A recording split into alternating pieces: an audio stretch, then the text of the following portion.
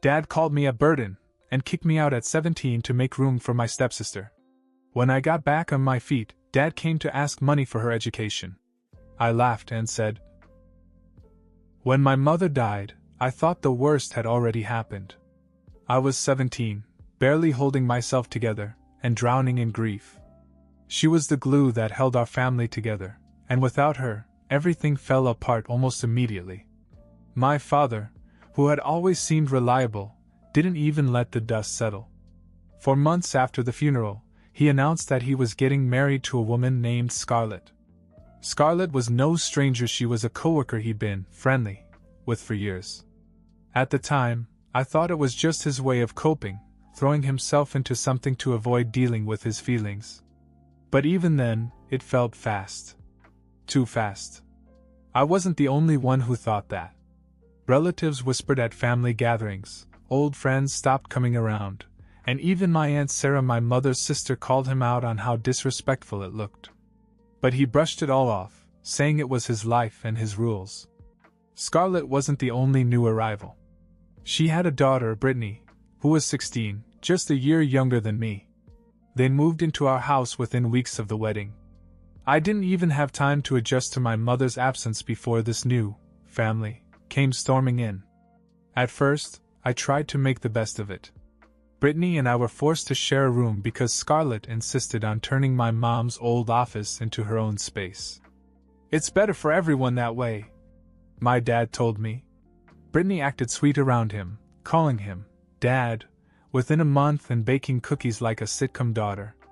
Scarlett played the role of the perfect wife, doting on my dad in public and throwing subtle jabs at me in private. They pretended to be a perfect family unit, but I could see through it. The tension at home was unbearable. Brittany never respected my space, treating our shared room like it was all hers. She threw her clothes everywhere, played music when I was trying to sleep, and even went through my things once or twice. Scarlett was no better. She had this passive-aggressive way of making me feel like I didn't belong, like I was some remnant of my father's past life that she had to tolerate. The only thing that kept me sane was school and work. I had a part-time job at a local diner, and saved what little money I could. But even that didn't prepare me for what my dad dropped on me one night. It was just the two of us at home. Scarlett and Brittany had gone shopping. My dad called me into the living room, which immediately made me nervous. He rarely wanted to talk anymore, unless it was to lecture me about something. But this time he seemed nervous, avoiding eye contact as he began. "Look, there are 4 of us here now," he said. "I know it's hard for you to share a room with Brittany, so I was thinking." He paused, as if waiting for me to fill in the blanks. When I didn't, he continued. "You're going to be 18 soon, and it's time for you to start living like a man. Get a job, support yourself, and move out." I just stared at him. At first I thought he was joking. But he wasn't. He even suggested that I could leave the very next day. "It will be good for you," he added, as if kicking me out of the house was some kind of motivational pep talk. I couldn't say anything. I just nodded and went to the bathroom. I don't often cry, but that night I couldn't stop. The next day I packed my things and left. My dad didn't even try to say goodbye. He just acted like it was a normal day. I went to my Aunt Sarah's house, not knowing what else to do. She was shocked when I told her what had happened, but she didn't hesitate to let me stay with her. Her husband and son took me in as well, and for the first time in months, I felt like someone actually cared about what I was going through. That was the day I realized I was on my own. Living with Aunt Sarah was like a breath of fresh air. She and Uncle Chris treated me like family, something I hadn't felt in a long time. My cousin Jake, who was about my age, quickly became like a brother to me. He'd knock on my door to see if I wanted to shoot hoops or grab a burger. It was small stuff, but after everything I'd been through, it mattered. Still, I couldn't shake the bitterness I felt toward my dad. Every time I thought about him kicking me out of the house, I felt this mixture of anger and shame. I hated that I had cried over it. I hated that I even cared. But most of all, I hated how easily he had replaced me with Scarlett and Brittany. Aunt Sarah told me I could stay as long as I needed, but I didn't want to freeload. I took every shift I could at the diner, saving every penny. I even started doing odd jobs on the weekends, mowing lawns, walking dogs, whatever paid. It wasn't glamorous, but it kept me busy and gave me a sense of control. By the time I turned 18, I was juggling 3 different jobs. It was exhausting, but it felt good to know that I was on my own. Aunt Sarah and Uncle Chris have been my biggest cheerleaders. They helped me open a savings account, taught me how to budget, and even co-signed for my first car, a beat-up Honda Civic. Word of my dad's new life spread quickly through our family. At every holiday or gathering, someone would bring it up. Apparently, Scarlett and Brittany were still playing the perfect family act, but cracks were beginning to show. Brittany was skipping school and spending all her time with a sketchy boyfriend, while Scarlett had blown through most of my dad's savings on shopping sprees and spa days. "You're better off without her," Aunt Sarah told me one night. And I knew she was right. By the time I was 20, I finally felt like I had my life together. I wasn't rich by any means, but I was making about $5,000 a month from a mix of freelance work and part-time gigs. I had a decent place to live, a reliable car, and enough savings to take the occasional weekend trip.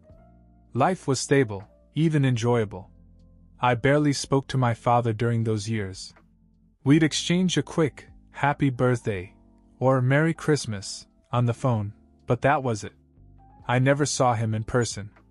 I wasn't ready, and frankly, I didn't think he deserved it. Then, out of the blue, he called me. It was a typical Tuesday night. I had just gotten home from work when my phone buzzed. His name flashed on the screen, and for a second I thought about ignoring it. But curiosity got the better of me. "Hey," I replied, my voice flat. "Hey, son," he said as if nothing had happened. "I was hoping we could talk. In person." I hesitated. "Why?" "There's something important I need to discuss with you," he said. "Can we meet at Aunt Zoya and Uncle Chris' house? Tomorrow?"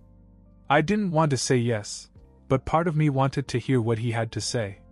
So I said yes. The next evening I drove to Zoya's house, my stomach in knots. He was waiting for me outside, leaning against his car like he didn't care. He smiled when he saw me, but I didn't smile back. We started small talk.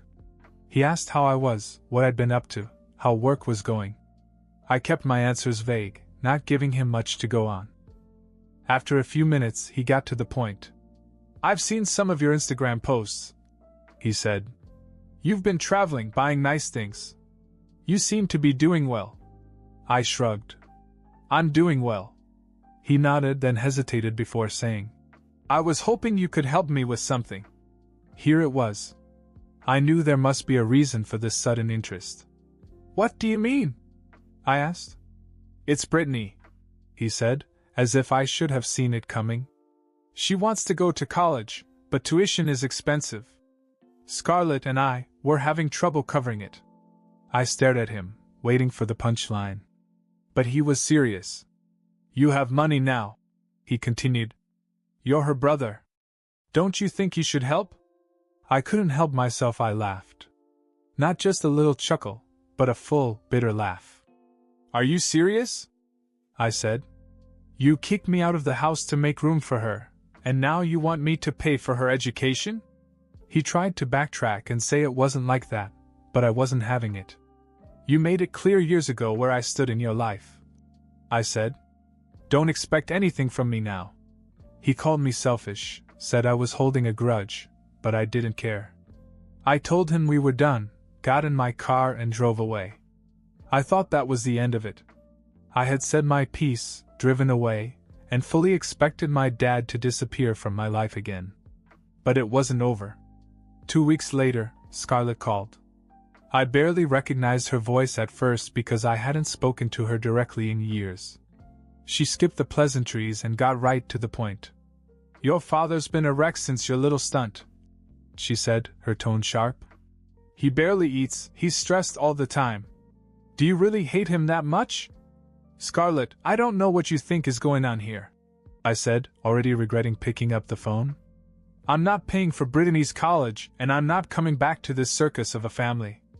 That's not what this is about, she snapped. This is about you ruining him. He just wants to make things right, and you're making it impossible. I hung up. I didn't want to get sucked into her drama, but the conversation was bothering me more than I wanted to admit. The thought of my father, barely eating, made me feel guilty, no matter how much I hated what he had done. I couldn't sleep that night. Part of me wondered if I should have handled things differently. Not for Scarlett or Brittany, but for my father. Maybe he really was trying to make amends, even if he went about it in the worst possible way. Then, out of nowhere, another twist came crashing into my life. It was a Sunday afternoon, and I was working on a freelance project when Aunt Sarah called. Her voice was shaky, almost panicked. "Did you hear about your dad?" she asked. "No, why?" I said, my chest tightening. "He's in the hospital. Scarlett called me." I just sat there for a second, trying to process what she'd said. Apparently, he had collapsed at work and had been rushed to the emergency room. The doctors thought it was a heart attack. I didn't know what to feel. Anger? Sadness? Guilt? Maybe all of it. But I knew one thing: I wasn't ready to face him. Still, Aunt Sarah urged me to go. "You'll regret it if you don't," she said. So I went. Walking into the hospital room felt surreal. My father looked so much older than I remembered. He was pale, hooked up to machines, and barely resembled the man I grew up with. Scarlett sat next to him, dabbing at her eyes with a tissue, while Brittany scrolled through her phone in the corner. He turned his head when he saw me and his eyes lit up for a moment. "You came," he said weakly. I nodded but said nothing. Scarlett didn't waste any time. She stood up and put on her best, concerned wife act. "He asked for you," she said. "You should talk." She and Brittany left, leaving us alone. "I'm sorry," he said, his voice barely above a whisper. "For everything." It caught me off guard. He looked genuinely remorseful, like he was carrying the weight of his mistakes. I didn't know what to say. "I was wrong to kick you out," he went on. "I was wrong about a lot of things. I didn't know how to handle things after your mom died." I wanted to believe him. I really did. But part of me couldn't forget all those years of neglect, the way he'd chosen Scarlett and Brittany over me. "I'm glad you're doing well," he said. "I see it on Instagram. You've made a good life for yourself." I nodded again, still not sure how to respond. Before I could say anything, the door burst open and Scarlett stormed in, looking furious. "What are you doing?" she snapped. "Why are you apologizing? He's the one who abandoned this family." I froze. "Are you serious?" I said, finally finding my voice. "You think you're the victim here?" She shot back, ignoring me and glaring at my father. "You're the one who made this family fall apart." It was chaos. My dad tried to calm her down, but his voice was too weak. Brittany, who had come back in at some point, was laughing at something on her phone, completely disconnected from what was happening. I couldn't take it anymore. I left the room, my mind racing. That night Aunt Sarah called me again. "I need to tell you something," she said, her voice hesitant. "What now?" I asked, pulling myself together. "It's about Scarlett. Apparently she's been cheating on your dad." I felt like the rug had been pulled out from under me. Sarah explained that Scarlett had been dating a rich guy behind my dad's back for months. She had only stuck around because she thought my dad could still provide for Brittany. But now that his health was failing and his finances were drying up, she was planning to leave him. "She's leaving tomorrow," Sarah said. "She already told Brittany." I didn't know whether to feel angry or vindicated. This woman had destroyed my family, and now she was going to walk away like none of it mattered. The next day it happened. Scarlett packed her things, took Brittany, and left my father alone. For the first time in years, he called me, not to ask for money or help, but just to talk. "I don't know what to do," he admitted. I didn't have an answer for him. After Scarlett left, my dad hit rock bottom. Aunt Sarah told me that he texted her almost every day, apologizing for everything he'd done. I didn't respond. I couldn't. I needed time to process everything: the hospital visit, Scarlett's betrayal, and his sudden change in attitude. To my surprise, my father began to recover. His health improved faster than anyone expected. When he was discharged, he looked stronger, though the weight of everything that had happened was still etched on his face. I didn't visit him after he came home, but I kept hearing updates from Aunt Sarah. Apparently, Scarlett's boyfriend, that rich guy she'd been seeing behind my dad's back, had been coming to their house almost every day while my dad was in the hospital. He hadn't even tried to hide it. Scarlett and Brittany were parading the guy right in front of my dad, and the neighbors had started talking. I wasn't sure whether to feel sorry for my dad or be satisfied that he was finally getting a taste of the chaos he'd brought into my life. Either way, he was alone now, and it seemed that he was finally realizing the consequences of his actions. One night I got a call from him. For once, he didn't sound angry or defensive. His voice was calm, almost hesitant. "I know I don't deserve this," he began. "But can you come over? I just want to talk. No drama, no demands. Just talk." I wasn't sure why, but I said yes. When I walked into the house, it was like walking into a ghost town. The place was eerily quiet, stripped of Scarlett's gaudy decorations and Brittany's endless clutter. My father was sitting at the kitchen table, staring at a cup of coffee as if it held all the answers. He looked up as I walked in, and for the first time in years, I saw the dad I used to know, the one from before everything fell apart. "I screwed up," he said without any preamble. "I let you down. I let everybody down." I didn't say anything, just pulled out a chair and sat across from him. "I thought I was doing the right thing back then," he went on. "I thought starting over with Scarlett would make me happy, but it just tore us apart. And I see that now. I see how much I hurt you." He didn't cry, but his voice broke as he spoke. "I never should have thrown you out. I never should have put her in front of you. I'm so sorry." For the first time, it felt like he really meant it. Not just words to smooth things over, not an apology to manipulate me into doing what he wanted. He looked genuinely sorry, like he'd been carrying the weight of his mistakes and was finally ready to admit them. "I know I can't make up for the past," he said, "but I want to try. If you'll let me." I sat there for a long time, staring at the man who had once been my hero, the man who had also caused me so much pain. I didn't know if I could forgive him, not yet. But part of me wanted to believe that people could change. "I appreciate the apology," I finally said. "But I'm not ready to go back. I've built a life with Aunt Sarah, and I'm happy there." He nodded, his shoulders slumping slightly, but he didn't argue. "I understand," he said. "Just don't shut me out completely. Please." I promised I wouldn't, and I meant it. But I also knew I had to keep my distance, at least for now. As I left the house, I felt a strange mix of emotions: relief, sadness, and maybe even a glimmer of hope. My dad wasn't perfect. He never would be. But for the first time in years, it felt like he was really trying. 6 months passed, and things began to change, not dramatically, but enough to feel different. My weekly visits with my father became routine. At first, they were awkward. The conversation stayed on the surface: work, the weather, how the neighbors were doing. But over time, we began to connect again, little by little. He seemed different, calmer, almost humbled. The house felt different, too. It was like a piece of my mom had been brought back: her old photos on the walls, the little figurines she used to collect neatly lined up on a shelf. My dad even mentioned how he'd started taking care of her old garden in the backyard. One day he surprised me. "I've been thinking," he said as we sat in the living room. "I owe a lot of people an apology. Not just you, but everyone I've hurt." It wasn't like him to admit such a thing.